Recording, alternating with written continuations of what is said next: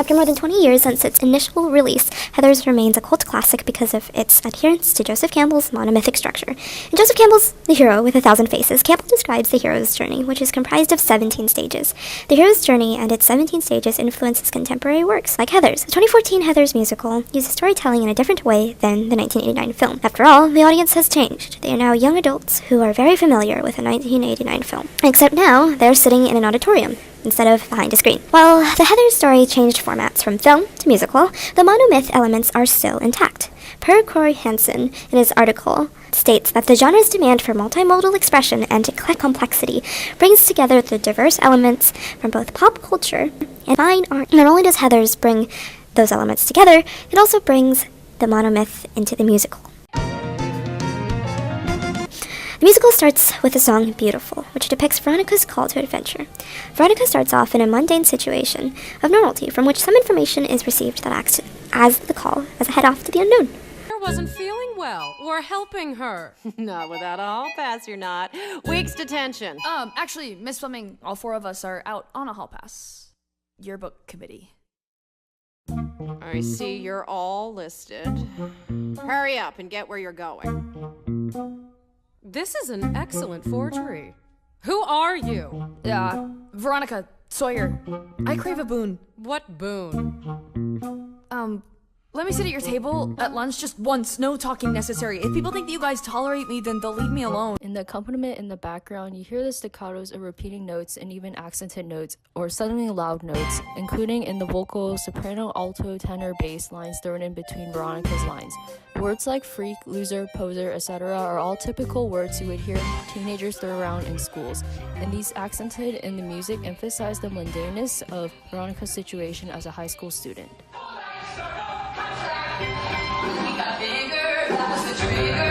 Looking at the score for the musical, the notes in Veronica's parts also contribute to the mundane feeling of her situation because the notes seem to be in a loop.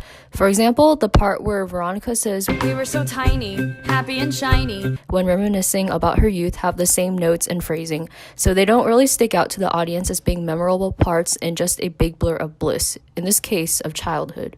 Each phrase also ends on a note G below the starting note C, emphasizing the nothing special typical life of being a child. This happy memory soon turns to a fearful stage of Veronica's life when everyone grows up.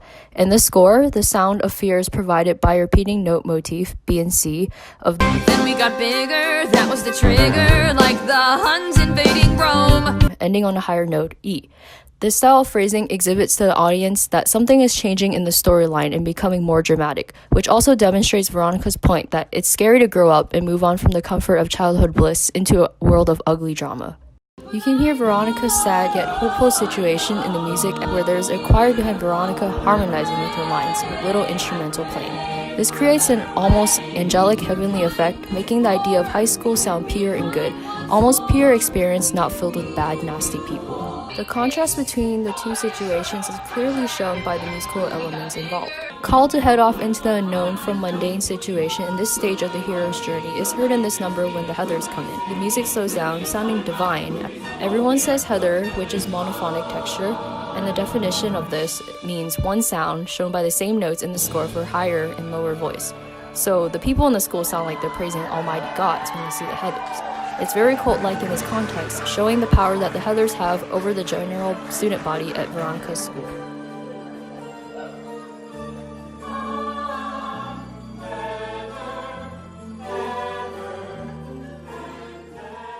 Even the dancing is reminiscent of fanfare, which highlights the connotation of royalty, and therefore godliness. This is further demonstrated near the end of the song, where the Heathers have acknowledged Veronica.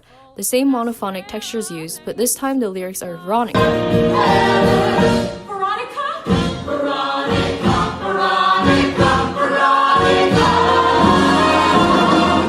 Something else that contributes to the powerfulness even more are the dynamics when people belt Veronica. The dynamic is fortissimo, meaning super loud in English, and there are also a bunch of accented notes which makes the ending sound even louder and super powerful and dramatic for effect, indicating Veronica's bliss. In this case, Veronica starts from a situation of normality, being an outsider. She overhears the Heathers talking about needing a note forged, which is her call to head off into the unknown. In her case, the unknown is being an insider, a part of the Heathers. As Campbell states, the adventure may begin as a mere blunder, or still again, one may be only casually strolling when some passing phenomena catches the wandering eye and lures one away from the frequented paths of man. However, the writers of Heathers the musical use the monomyth subversively because Veronica joins the Heathers both on her own violation and on accident. Although Veronica may look like a Heather now, she is fully hesitant to fully initiate into the Heathers group. Veronica has had a childhood friend named Martha Dumptruck, who is seen as an outsider. In the song Beautiful, Veronica sings about how she would like it if everybody in Westerberg High School was kinder to each other and actively defends Martha. Through the song, Veronica explicitly indicates that she has a strong sense of duty to uphold when it comes to kindness. Veronica is hesitant to bully Martha. When she tells Heather Chandler that she is not comfortable, Candy Store plays. In the beginning, there are dissonant chords played after each sentence is spoken by Heather Chandler. For Ram for like 12 years now, okay? This would kill Are me. we gonna have a problem? You got a bone to pick? You've come so far, why now are you pulling on my dick? I'd go ahead and slap your face off, and everyone here could watch. But I'm feeling nice. Here's some advice. Listen up, biatch!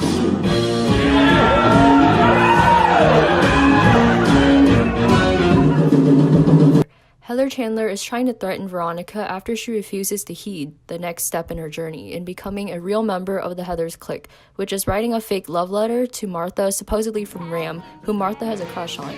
The dissonant chords emphasize the consequences Veronica will face in her life if she doesn't do what the Heathers tell her to do to be a part of their clique, since the chords aren't pleasing to hear and sound scary. Referring to the score, you see that the tone is a lot darker in the verses as compared to the chorus. Set in D-flat major, the verses have a darker tone to them, and there is a recurring littling phase, such as or that seem to imply the mocking tone of the Heathers towards Veronica for being a goody two-shoes and wanting to stay friends with Martha. The change to a brighter major key Welcome to my candy store. Step into my candy store. in the chorus demonstrates to the audience that the Heathers are presenting their clique as a wonderland, and the music here work together to prove the Heathers' dominance. This helps us understand the feelings of inadequacy, fear, and insecurity that Veronica has here. It also demonstrates that the connotation of sounds can bolster the impact of a story. Once the hero has committed to the quest, consciously or unconsciously, his or her guide and magical helper appears or becomes known. Immediately after Veronica obliges to the Heathers, she encounters JD, the broody and mysterious new kid. While JD isn't supernatural in a ghosts and goblins way, he is supernatural in the Westerberg High School universe, as he does not comply with the school's hierarchy and actively rebels against it. She becomes impressed with him, as exhibited through the song Fight For Me. The song starts off with a monophonic holy shit, which not only reflects the shock value of JD, but also reflects how impressed with JD Veronica is. There's a drastic change in background music here. From the action music from Candy Store, we change gears to sad music. Most of the sadness is because of the lyrics and the minor chords used here. Holy shit! Holy shit! Holy shit! Holy shit! Holy shit! Holy shit! Holy shit! Holy shit! Holy shit! This fight doesn't look so horrible, yet feels so right. I should watch this crap. That's not who I am. But with this kid.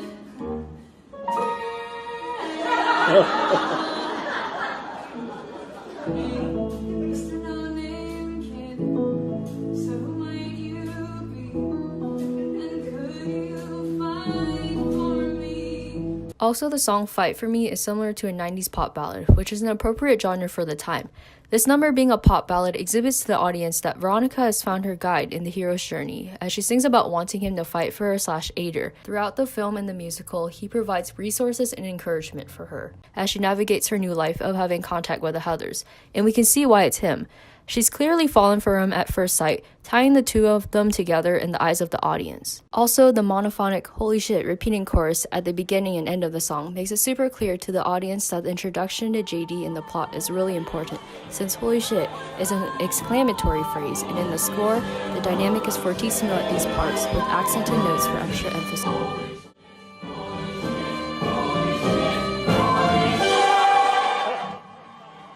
A According to Hansen in his article, most often taking the form of time loops breaks up the narrative structure by putting the story's progression on standby for a moment, establishing a non-temporal room where an emotion, a situation, or the like is unfolded not as progression, but as a state of mind, a condition. We can see Veronica's state of mind unfolding, but while the story is kinesthetically on standby, slow-mo, linguistically, the story is not. The slow-mo of the scene breaks this guideline and reminds the audience that this plot was originally cinematic, which is effective as the general audience of this musical are fans of the 1989 film. As composers, we need to remember that sometimes to tell an effective story, rules should be broken. This is the point where the person actually crosses into the field of adventure, leaving the known limits of his or her world and venturing into an unknown and dangerous realm where the rules and limits are not known. At the house party, Veronica adventures into a realm that is completely unknown to her. At the party, Big Fun plays. This song is self-explanatory. It's upbeat and all the characters are singing Big Fun super loudly. In this song, Veronica clearly shows that it's her first time rebelling, as the line she sings,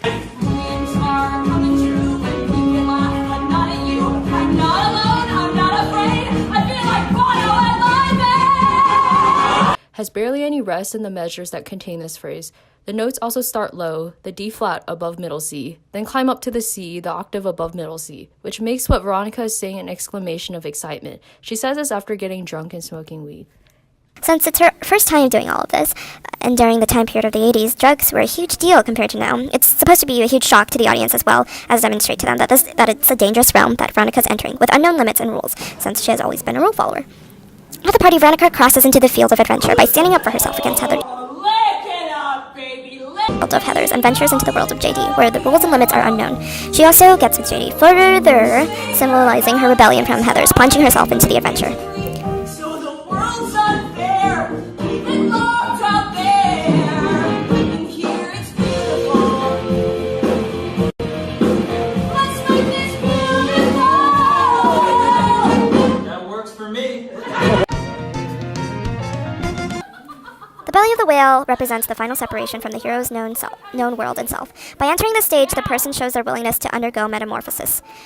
By killing Heather Chandler, Veronica separates herself from the world that she knows, the Heather's world. Though Veronica begs for Heather's apology, Veronica is finally separated from her known world and self. By killing Heather Chandler and forging her suicide note, Veronica shows her willingness to undergo metamorphosis. After Heather Chandler, the queen bee dies, the song Me Inside of Me also dies. The dynamic here adds to the wickedness of the situation, which is mezzo piano, meaning medium soft.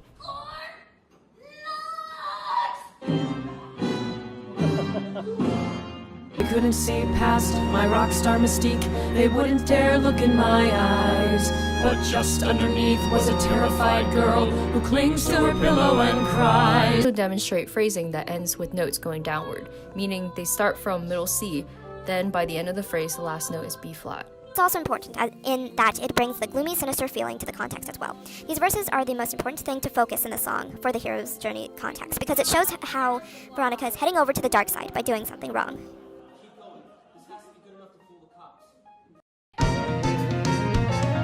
Scene 2, Road of Trials. The Road of Trials is a series of tests, tasks, or ordeals that the person must undergo to begin the transformation. Often the person fails one or more of these tests, which often occur in threes. In order to begin the transformation into JD's world, Veronica must kill the following people. The first task in transforming the high school into a less hellish landscape, Veronica must kill Heather Chandler, the queen bee. The second task is killing Kurt and Ram Sweeney, which Veronica and JD complete successfully by staging their deaths, like Heather's, as a suicide. However, Veronica experienced a large sense of remorse after murdering the two.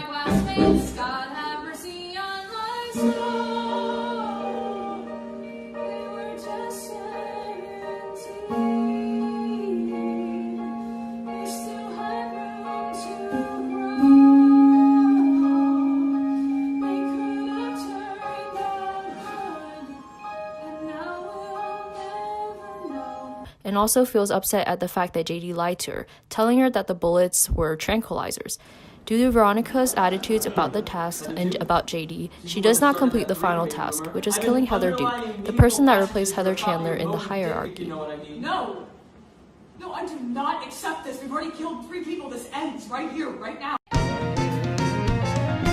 This is the point when the person experiences a love that has the power and significance of the all-powerful, all-encompassing, unconditional love that a fortunate infant may experience with his or her mother. The love that JD and Veronica experience throughout the musical is very powerful and significant. It is quite literally like God. JD is protective and caring of Veronica, similar to how Veronica's mother is protective and caring. Veronica and JD's love is powerful and significant, all-powerful, all-encompassing, unconditional, like how pious people worship their God. This song is probably the beginning of all the messed up transformation that Veronica and the whole plot begins to go through. The music has a very romantic feel to it, but the protagonist is murdering 2 high school bullies. The song is in A major, and it sounds almost heavenly like a duet between 2 lovers. The soft piano accompaniment in the background of the pop ballad serves to establish this unconditional love between the 2 lovers. JD's lines and the way he delivers them with the soft piano accompaniment playing in the background serve to show the audience that he cares for Veronica with a love so powerful it's unconditional. The reprise at the end of the song also demonstrates the scary unconditional love the 2 have for each other and just how powerful it is. Because the dissonance in the modified chords remind you of a horror story, something isn't right, even though the song itself is sweet overall. The idea of God being a driving force is similar to how Heather Chandler was a god. This connection emphasizes to the audience that JD is no different from Heather, as they are both manipulative, although they already know that JD is the bad guy. As composers, we can use plot connections and monomyth motifs in order to emphasize the plot, which is extremely effective, even if the audience is familiar with the story, like in this case. It could be argued that Veronica's temptation is in the blues song. Rumors emerged of Ram and Kurt and Veronica having a threesome. Although the social hierarchy no longer includes Heather, the landscape is now uncontrollable. In the reprise of Our Love is God, Veronica sings about how she is saddened by the deaths of Kurt and Ram and how she is tempted to stop the quest. Veronica talks with JD about wanting to stop murdering people to create a greater good in the world. This is the first time she really confronts him about not wanting to follow his plans. Special, we have a lot of work to do. What work? Making the world a decent place for people who are decent. When does it end? When every asshole is dead!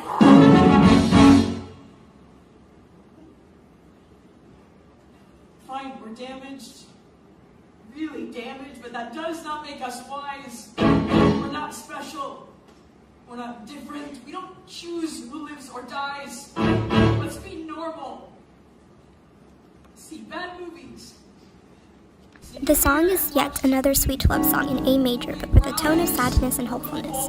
The notes held at the end of the phrases in the chorus, where Veronica pleads to JD to choose her instead of carrying out justice by killing people, work to leave the message in the audience's head, as well as JD's head, that Veronica is confronting JD, who holds the ultimate power in her life, about the wrong they have done and how she wants to change. For example, the first time the chorus is heard, Veronica sings, Don't you want a life with me?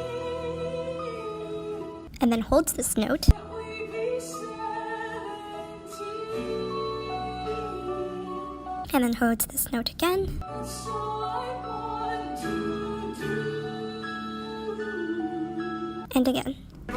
Also, in a smaller sense, Kurt and Ram atone with their fathers in the song I Love My Dead Gay Son. The school atones itself as well.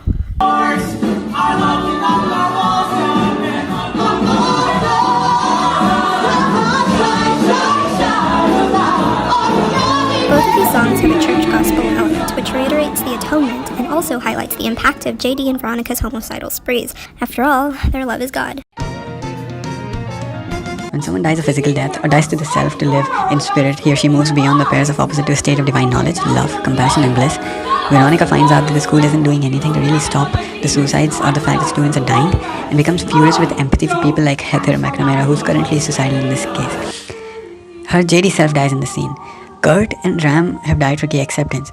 Martha Dump Truck attempts suicide and dies to live this way. In this, Veronica moves to a state of divine knowledge, of love and compassion.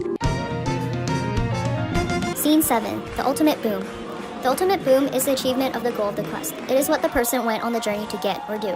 All the previous steps serve to prepare and purify the person for this step. After a news station interviews the school and the school has a suicide assembly, Veronica saves one person from dying, Heather McNamara, from overdosing on pills in the school bathroom. This helps Veronica achieve her goal of making the world a better place by saving a life from suicide. She and Heather M get along better. The ultimate boom in this case is not very apparent. The composers use the stage of the monomyth in a subversive way. Veronica's a human, and like most humans, her boons change. The slightly subversive use of this stage indicates growth in Veronica and makes the plot slightly more realistic. Having found bliss and enlightenment in the other world, the hero may not want to return to the ordinary world to bestow the boon onto his fellow men. Martha's suicide attempt is symbolic of the refusal of return. She finds bliss and enlightenment in her kindergarten fantasy and does not want to return to the ordinary world to bestow the boon, the kindness of kindergarten, on her fellow classmates. Veronica finds bliss and enlightenment in getting along with Heather McNamara. Veronica also doesn't want to return to the hateful world that JD has showed her and breaks up with him because she no longer wants to have anything to do with his immoral activities. No, you don't understand the difference between right and wrong. Sometimes the hero must escape with the boon. This can be just as dangerous and adventurous returning from the journey as it was to go on it. Open the door, please. Open the door. Can we not fight anymore, please? Can we not fight anymore? I let his anger fester and infect me. His solution is a lie. No one here deserves to die except for me and the monster I created. Yeah! It's up to me. I'm a dead girl. Can't hide from me. I'm a dead girl. Now here's your final bell. It's one more dance and then farewell. She's a cheek in hell with a dead girl. Walk in.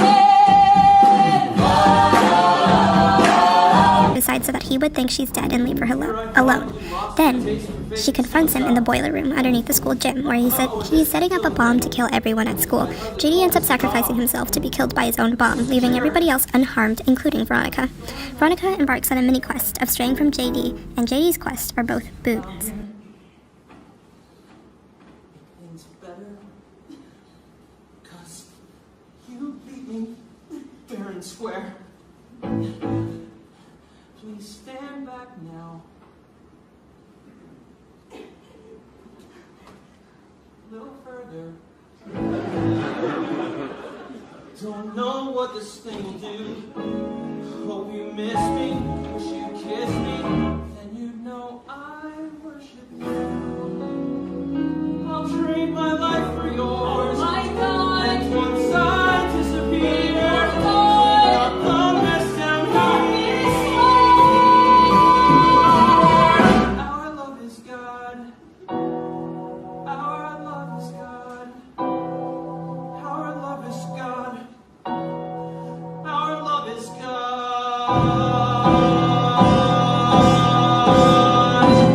Say hi to God. Oftentimes, the hero needs a powerful guide to bring them back to everyday life, especially if the person has been wounded or weakened by the experience. Heather McNamara loves Veronica, ensuring her that Veronica was missed, since everybody thought that Veronica committed suicide. JD is a powerful guide that brings Veronica back to everyday life. Through his death, JD is literally wounded by the experience. In a literal sense, Veronica rescues the school without JD, as he is dead. Obtaining the wisdom gained on the quest, integrating that wisdom into a human life, and possibly sharing the wisdom with the rest of the world. I'd be honored if you would let me. Achieving a balance between the material and spiritual, which is the outer and the inner world. There is nothing more to want than just to live in peace with each other in the student body. Mastery leads to freedom from the fear of death, which in turn is the freedom to live. This is sometimes referred to as living in the moment, neither anticipating the future nor regretting the past. The student body is in a state of equilibrium, and they are free from the fear of death. Everybody's free to live how they would like to. Heather McNamara, Martha, and Veronica all become friends and just enjoy their time as being 17.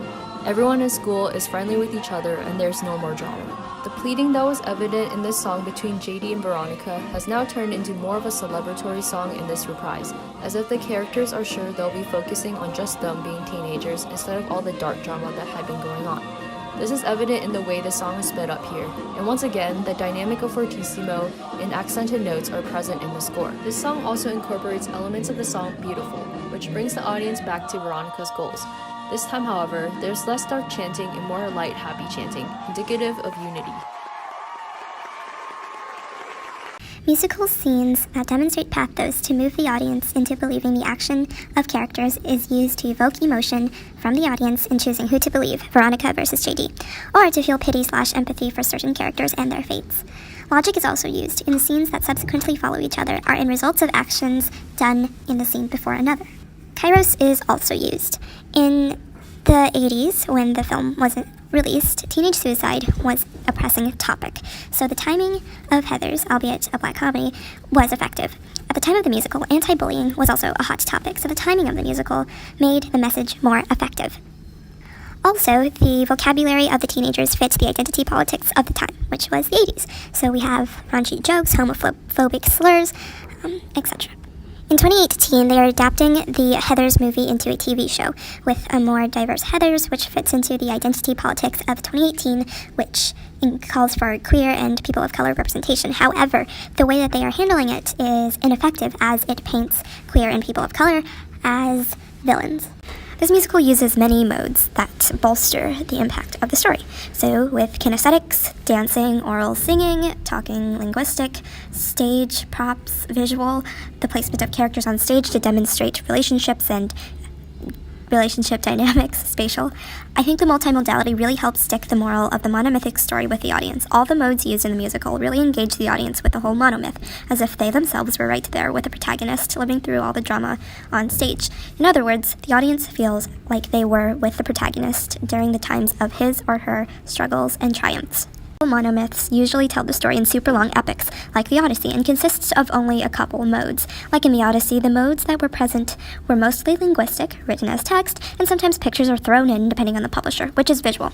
In the case of Heathers, the musical, we get way more modes, which helps engage the audience better with the monomyth.